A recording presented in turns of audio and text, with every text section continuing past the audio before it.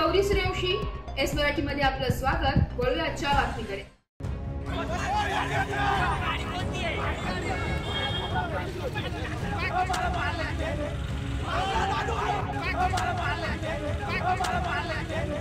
त्र्यंबकेश्वर मंदिर परिसरात पत्रकारांना मारहाण।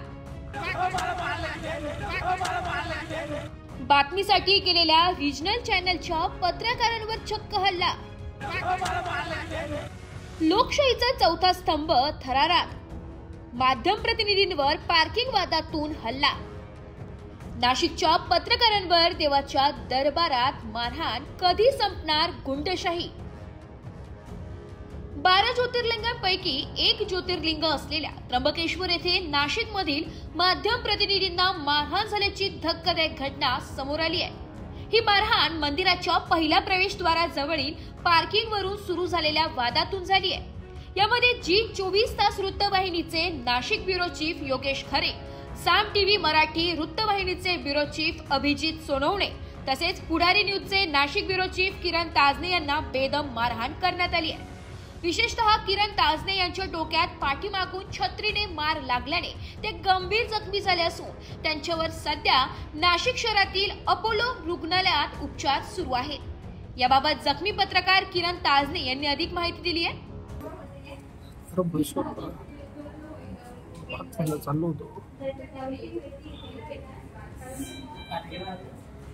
एंट्री केल्यानंतर तिथे पावतीवाले होते। योगेश सरांनी सांगितलं का प्रेसवाले जाऊ द्या।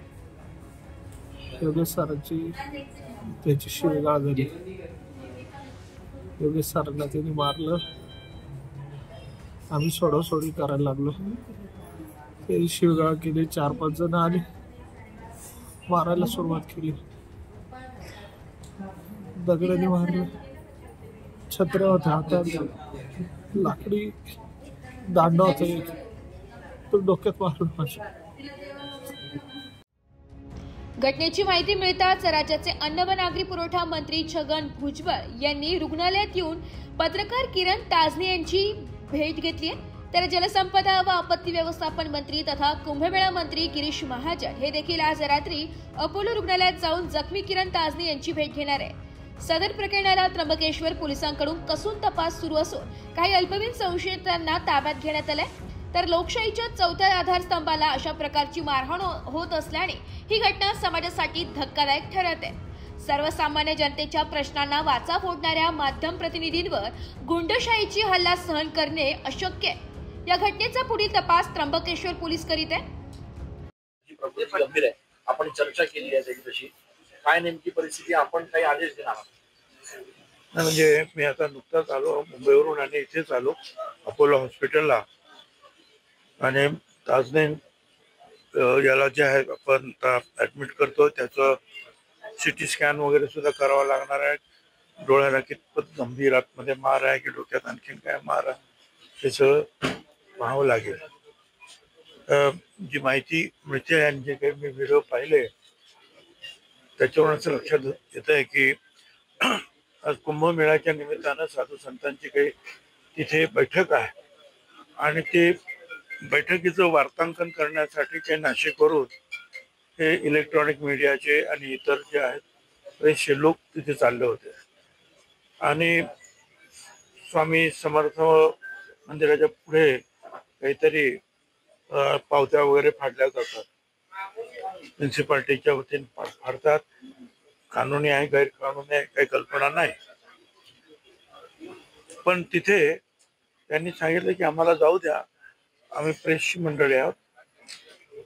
आणि मुख्य म्हणजे आहे की त्र्यंबकेश्वर मध्ये होणाऱ्या कुंभमेळ्याच्या निमित्तानं इतर वेळेला सुद्धा ज्या काही चांगल्या गोष्टी आहेत, सुधारण्याच्या काही आवश्यकता असलेल्या गोष्टी आहेत, त्याचं वार्तांकन करून ते शासनापुढे जनतेपुढे आणण्याचं काम ही मंडळी करत असतात।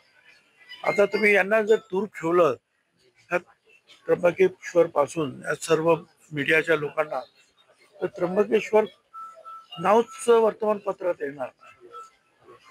दुर्दैवाने या तिथल्या काही लोकांनी जे पावती फाडणारे आहेत असं म्हणतात त्यांनी बेदम म्हणजे दगडांनी मारलं, काठ्यांनी मारलं, छत्र्या मारल्या, डोक्यामध्ये तज्ञाचा प्रचंड मार आहे.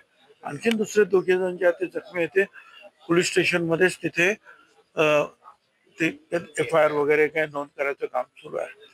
जी काही माहिती तिथल्या प्रवासी संघटनेने दिली तेही असं सांगतात की नेहमीची ही गुंडगिरी आहे आणि हा जो टोल वसुलीचा किंवा काय असेल त्यांचा तो मी कसले पैसे घेतात मला काही कल्पना नाही आहे, कारण ऑक्ट्रॉय तर सध्या नाही आहे आपल्याकडे. मग ते पैसे कसले जे काय असतील ते, पण मर्डर केस मधले 302, 307 असले जे आरोपी जामिनावर आहे किंवा इतर आहे त्यांच्याकडे हे सगळं काम आहे आणि त्यांची ही सगळी मंडळी आहे आणि त्यांना काही समजत नाहीत आणि लोकांना आपलं कुशाल मारत आहे. मी SP ना स्वतः फोन केला ताबडतोब कळल्याबरोबर वाटत असताना आणि मी त्यांना सांगितलं की ताबडतोब कारवाई करा आणि पुन्हा आता त्यांना मी सांगतोय की ती कारवाई अतिशय कडक झाली पाहिजे. टाइमपास होता कामा नये. आता सुद्धा यांना जे आणलं हॉस्पिटलमध्ये ताबडतोब आणण्याच्या ऐवजी जे आहेत बराच वेळ तिथेच होते आणि तिथले जे इन्स्पेक्टर ते काय करतात, पोलीस काय करतात त्यांना माहिती नाही काही 10 लोक कोण आहेत तिथे, त्यांना काहीच कल्पना नाहीये का? आता यांना मारलं आणि सगळे एकत्रित होते सगळे मीडियाचे लोक म्हणून गोष्ट बाहेर पडते. बाकी एखाद दुसरा जो व्हॉट्सअप जात असेल त्याचे काय हाल आहेत, त्याची तर काही सुनवाईच नसेल. तर या पद्धतीनं जे आहे कारभार होता कामा नये. म्युन्सिपाल्टीने सुद्धा अशा प्रकारच्या लोकांचा ताबडतोब जर त्यांना काय ठेका दिला असेल तर तो रद्द केला पाहिजे. तेव्हा मी पोलिसांना सांगणार आहे की जर अशा प्रकारचे लोक कामाला ठेवले असतील आणि असे प्रकार घडत असतील तर ज्यांनी त्यांना अथॉरिटी दिलेली आहे त्यांना सुद्धा जे आहे विचारपूस झाली पाहिजे, त्यांची सुद्धा चौकशी झाली पाहिजे. आणि ठीक आहे तर आम्ही सगळे आहोत आणि पत्रकारांना सुद्धा मी सांगतो आपण काळजी करू नका. आम्ही सगळ्या प्रकारचे जे आहेत वेगवेगळ्या लोक म्हणजे पोलिसांशी आणि यंत्रणेशी बोलतो, काही त्रास होणार नाही आणि आपले जे इतर जे आहेत सवंगडी आहेत दुसरे 2 जण तिकडे त्यांना पण आणून पूर्णपणे पुन्हा एकदा इथे चेक करून घ्या व्यवस्थित, कारण आज आता बरं वाटेल आणि मग परत संध्याकाळी किंवा रात्री त्रास होईल असं काही होता कामा. राज्यभरात काही मारण झालेली आहे. नेमकं आता त्या आरोपींना ताब्यात घेतलेला आहे का आणि काय गुन्हा दाखल केला? हो, सध्या गुन्हा दाखल करण्याची प्रक्रिया सुरू आहे आणि 3 आरोपींना सध्या ताब्यात घेतलेला आहे. तिघांवरही अटक करून योग्य कारवाई करण्यात येईल. सर काय माहिती घेतली का जे पार्किंग करत होते अधिकृत होती अनधिकृत होती? ती पार्किंग अधिकृत होती. नगरपालिकेने ते AS मल्टी सर्व्हिसेस या कंपनीला आउटसोर्स केलं होतं आणि त्या कंपनीने जे मुलं ठेवले होते त्यांच्यासोबत आज जो वाद झाला त्यातून हे भांडणं झाले. काम करत मुलं ते गुन्हेगारी पार्श्वभूमीचे आहेत अशा पद्धतीचं? हो, एक जो त्यामधला मुलगा एक आरोपी आहे जांभुर्डे म्हणून, त्याच्यावर अगोदरचा एक गुन्हा आहे अशी माहिती आता मिळते आहे. त्यामध्ये मी सविस्तर तुम्हाला आता सांगू शकणार नाही, पण एक गुन्हा या अगोदर त्यापैकी एका आरोपीवर अगोदर दाखल आहे. पण गुन्हेगारी पार्श्वभूमीच्या लोकांना कामावर ठेवणं आपण त्या कंपनीला काही सांगू किंवा त्याबद्दल सविस्तर चौकशी तपास करण्यात येईल. आता त्यापैकी एक जे जखमी रिपोर्टर आहे ते फिर्याद देत आहेत, त्यांच्या फिर्यादीनुसार गुन्हा दाखल करण्यात येईल, पण कडक कारवाई करण्याचे आम्ही आश्वासन देतो. किती लोकांना गुन्हा दाखल करण्यात? 3 आरोपींवर गुन्हा दाखल करण्यात येईल. सर पत्रकार कायदा अंतर्गत गुन्हा दाखल करण्यात हो, त्यांचे सुद्धा कलम आम्ही ऍड करणार आहोत. सर प्रवासी वाहतूकदार संघटना आहे त्यांनी पण सांगितलं का वेळोवेळी आम्हाला त्या ठिकाणी त्रास होतो, प्रत्येक वेळी अडवणूक होते आणि दादागिरी होते. हो, म्हणजे त्या अनुषंगाने आता तपास सुरू आहे आणि जर ते कॉन्ट्रॅक्टरचे तशा अजून काही चौकशी असतील तर तसं आम्ही संबंधित विभागाला तसं कळवू. Okay, thank you. S Marathi news साठी नाशिक शहर प्रतिनिधी नाशिक.